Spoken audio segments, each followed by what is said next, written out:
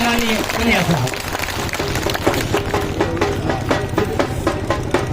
बोलिए बेणेश्वर धाम की, बोलिए बेणेश्वर धाम की, बाबूजी महाराज की, अच्युतानंद जी महाराज की जय। महाराज जय, गुरु महाराज जय, सीताराम।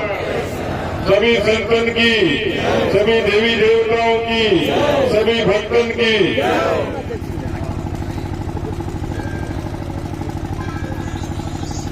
अब कनकमल जी की तरह भजन तो मैं गा नहीं सकता। क्या गया जैसे हमारी बात समझ स्वागत कर रहे हैं आपका। भगवान मेरी बात को सुनना कि मेरे सब जनजाति के भाई सुखी हो और सबको समृद्धि मिले, सबको तरक्की मिले, सबको स्वास्थ्य मिले।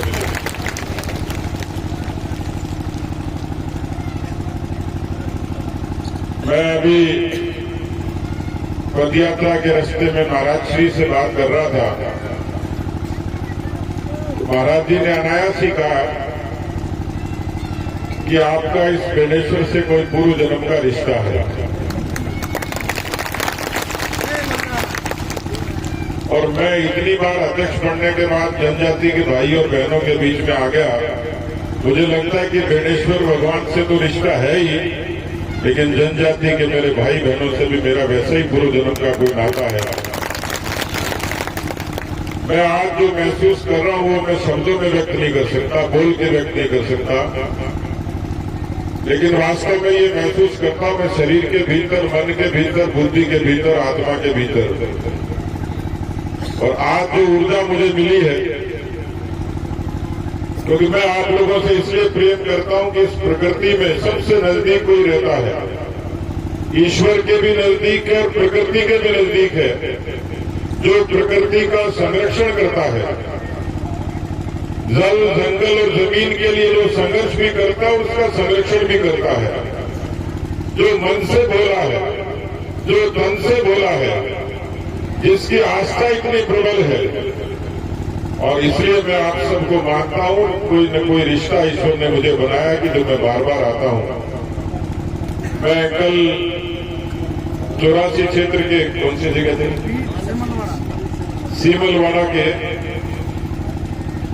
दामोर समाज की एक देवी के मंदिर में था, महालक्ष्मी।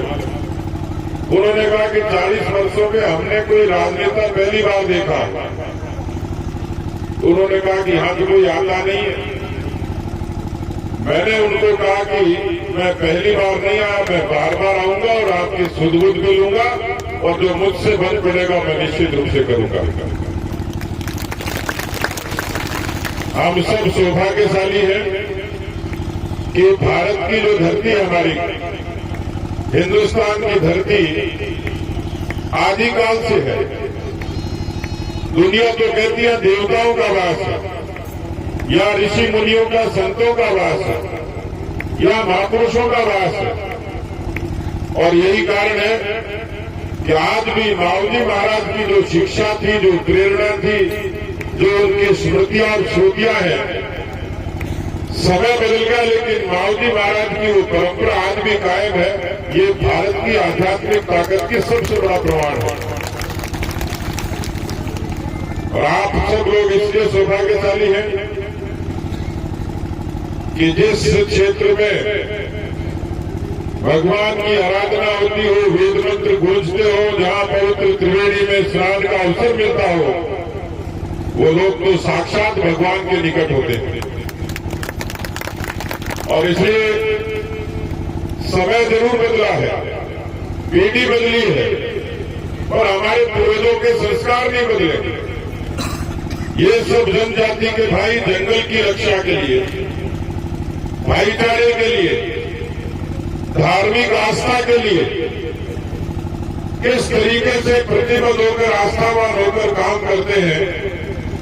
मुझे लगता है कि पूरी दुनिया को इन जनजाति के भाई और बहनों से सीखना चाहिए कि प्रकृति का रक्षण कैसे होता है और आस्था क्या होती है, और उस आस्था के दर्शन करने निष्कलंक भगवान के दर्शन को ऊर्जा देते हैं। अच्युतानंद जी महाराज की हमें उनके आशीर्वाद तो मिलता ही है, लेकिन हम तो इन सब माऊजी महाराज के भक्तों से भी आशीर्वाद लेते हैं और ये संकल्प लेकर के आगे बढ़ते हैं कि हम सब लोग ये धर्म संस्कृति के लिए, समाज की रक्षा के लिए पूरी निष्ठा से काम करेंगे, क्योंकि आपसे भी हमें ऊर्जा मिलती है।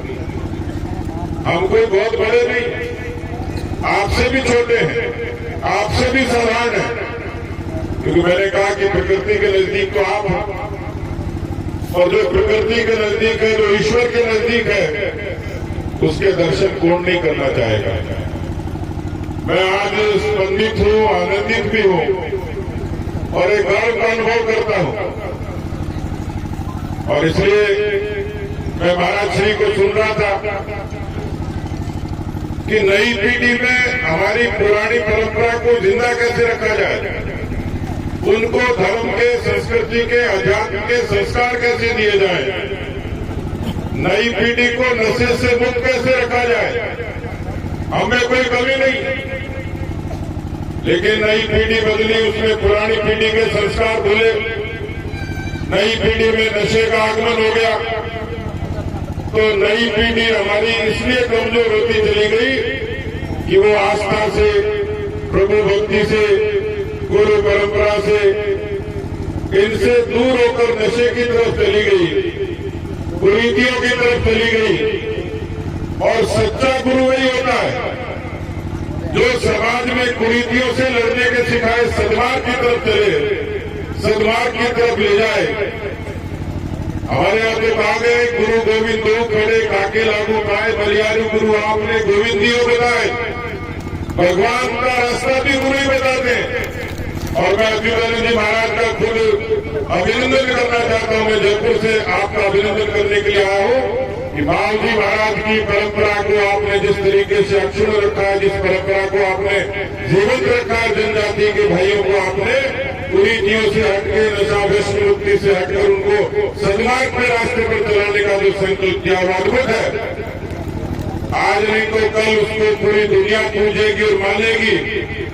और इसलिए मेरी इच्छा है कि हम सब लोग भले ही राजनीतिक रूप से, सामाजिक रूप से इस क्षेत्र के उत्थान के लिए काम करेंगे, लेकिन हम ये चाहेंगे कि समाज की एकता, भाईचारा बना रहे, समाज में सुख शांति बनी रहे। जो भाई बहन लोग इस तरीके के नौजवान हैं जिनकी रोजी रोटी की चुनौती है, उनको रोजी रोटी नसीब हो, वो भगवान के निकट रहकर उस भक्ति का भी आनंद ले, लेकिन नशे से जरूर दूर रहे, कुरीतियों से दूर रहे। और मुझे खुशी होती है कि मैं जब कई बार छोटी आदिवासी जनजाति के बच्चियों से पूछता हूं बेटा क्या बनेगी, तो कोई बेटी कहती है मैं टीचर बनूंगी, कोई बेटा कहता है मैं पुलिस ऑफिसर बनूंगा, कोई बेटा कहता है कि मैं कलेक्टर बनूंगा। तो मुझे दिली खुशी होती है कि जनजाति का भाई बहन बच्चा जब आईएएस और आईपीएस बनकर समाज से आंख मिलाकर खड़ा होगा, तो ये जनजाति का जीवन भी बदलेगा, उनका जीवन स्तर भी बदलेगा और वो तरक्की के रास्ते पर चले जाएगा। मुश्किल कुछ नहीं है। मैं पिछले दिनों जब आया था, द्रौपदी मुर्मू जी का जब राष्ट्रपति के लिए निर्वाचन हुआ था, तो मैंने एक छोटी बच्ची से पूछा था कि हम क्यों आए, कि वो जो हमारी जनजाति की महिला राष्ट्रपति बनी है उसका अभिनंदन करने के लिए आए हो। तो मैंने उस पढ़ने वाली बच्ची से पूछा कि बेटा क्या तेरे मन में भी कोई कल्पना है क्या कि कभी तू द्रौपदी मुर्मू की तरह राष्ट्रपति बनेगी? तो मुझे कहती है कि बाबा मैं क्यों नहीं बन सकती। तो मुझे सबसे ज्यादा खुशी हुई कि एक आदिवासी छोटी बच्ची इस संकल्प के साथ जब पढ़ती है तो मुझे लगता है उसको आगे बढ़ने से कोई रोक नहीं सकता। ईश्वर का निष्कलंक भगवान की साक्षी में, माऊजी महाराज की प्रेरणा में और अच्युतानंद जी महाराज के सानिध्य में आप और हम सब सौभाग्यशाली हैं।